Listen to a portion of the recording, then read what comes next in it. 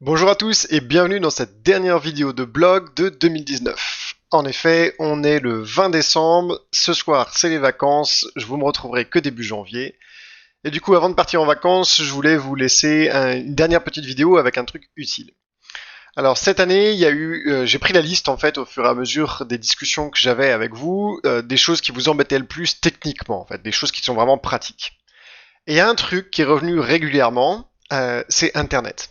La qualité d'Internet. Alors c'est spécifiquement pour ceux d'entre vous qui sont à des endroits où Internet n'est pas forcément de très bonne qualité, typiquement les maisons d'hôtes ou les gîtes à la campagne, un peu isolés, et ou qui sont dans des vieilles bâtisses où les murs peuvent être assez épais et du coup la qualité du Wi-Fi, bah, évidemment plus on s'approche, plus on s'éloigne pardon du routeur Wi-Fi d'origine, et bien plus c'est compliqué de délivrer une bonne qualité d'Internet à vos hôtes.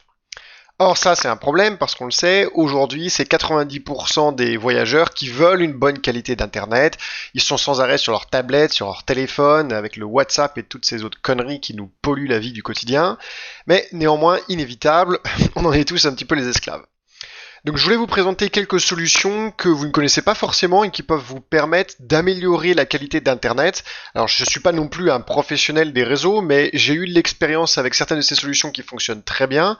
Et en discutant avec des propriétaires qui en ont essayé d'autres, les résultats de ce que je vous montre sont plutôt probants. Alors la première chose que je veux vous montrer, c'est ce que vous voyez à l'écran ici, c'est ce qu'on appelle le CPL en fait. Alors le CPL, comment expliquer ça? En gros, vous avez votre boîte Wi-Fi, la box en fait Wi-Fi que vous avez, quel que soit votre fournisseur.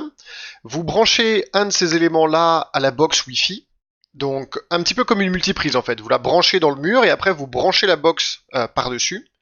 Et après vous pouvez brancher dans le réseau électrique, donc qui va passer par l'électricité, par les réseaux électriques, autant de petits boîtiers comme celui-ci que vous voulez dans d'autres pièces.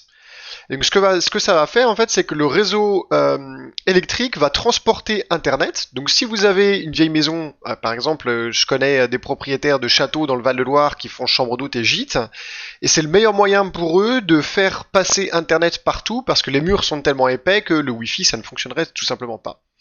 Donc ce que vous faites, c'est que vous avez des CPL dans plusieurs pièces. Et puis après, vous pouvez brancher via un câble Ethernet des routeurs. Alors je vous en montre un. Là, on est sur Amazon. Hein. Je vous mettrai les liens de toute façon des références. Donc ça, personnellement, c'est. Alors moi, j'utilise exactement ces références-là. Celui que vous voyez ici, là, ce CPL-là, c'est celui que j'utilise dans notre vieille maison là en Anjou. Et ce routeur Wi-Fi, c'est exactement celui qu'on utilise aussi. Donc ce que ça me permet de faire en fait, c'est d'avoir la maison mère entre guillemets en fait la box Wi-Fi à un endroit, et après j'ai mis le routeur de l'autre côté de la maison pour que ça puisse se rejoindre. Et puis à d'autres endroits, j'ai des CPL qui sont avec des petits diffuseurs Wi-Fi aussi pour couvrir en fait l'ensemble de la baraque. Ça fonctionne super bien. Bon, mais alors ça, c'est si vous avez déjà un Wi-Fi de qualité entre guillemets, c'est-à-dire vous avez au minimum la DSL qui arrive.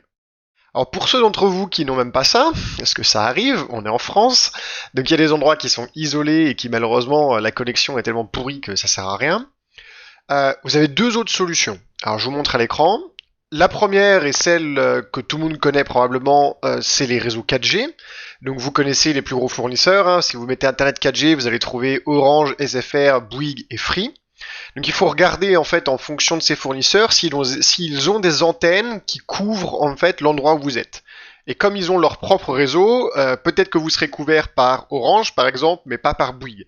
Donc vous allez sélectionner votre offre plutôt par rapport à qui a une antenne pas loin, plutôt que par rapport au meilleur prix ou au meilleur débit. C'est un peu malheureux, mais c'est comme ça.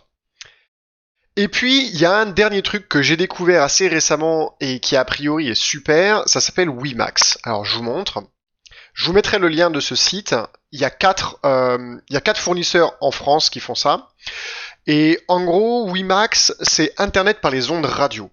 Et ça a été conçu pour couvrir les zones qui sont vraiment pas couvertes par l'Internet classique, c'est-à-dire ni la DSL ni la 4G. Mais c'est aussi parfois ça couvre des zones qui peuvent être couvertes par le Wi-Fi ou par la 4G. Mais comme le Wi-Fi et la 4G sont de mauvaise qualité, le WiMax, lui, a un bien meilleur débit. Alors il y a quatre fournisseurs, je me suis baladé un petit peu sur les quatre pour regarder, les offres tarifaires sont sensiblement les mêmes, hein, vous voyez, entre 34 et 44. J'ai regardé Alsatis, je les ai appelés, c'est super simple en fait. Vous les appelez, ils vont regarder où vous êtes, ils vont faire des tests, ils vont vous dire si vous êtes couvert par ça ou pas, et ils vont pouvoir vous dire comment ça se compare, par exemple à la 4G ou par rapport au réseau Wi-Fi local. Super intéressant, ça fait une troisième solution en fait qui peut vous aider à avoir un internet de qualité. Et puis après, même principe, si vous avez une vieille bâtisse et que vous avez besoin de diffuser l'internet à l'intérieur, eh bien vous pouvez coupler l'internet en fait via WiMAX avec des CPL et avec des routeurs Wi-Fi.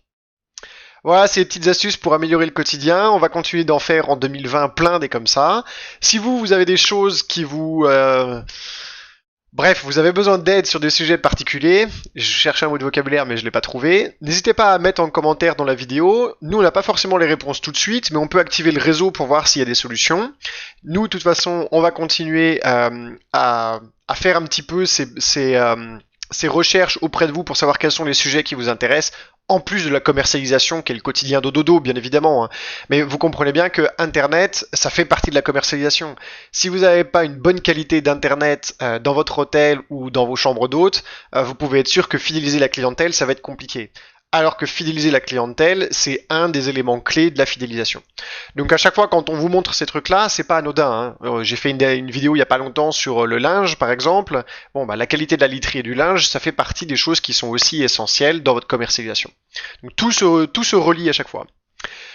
Voilà, encore une fois, le 20 décembre, dans 4 jours, c'est Noël. Donc je vous souhaite un joyeux Noël, de joyeuses fêtes de fin d'année. N'hésitez pas, allez-y à fond sur le champagne, il y a trop d'emmerdeurs qui nous disent faut pas trop boire, faut pas trop manger de foie gras, on les emmerde. Allez, buvez, mangez, faites-vous plaisir, et puis en 2020, on réattaque avec la commercialisation. Ciao.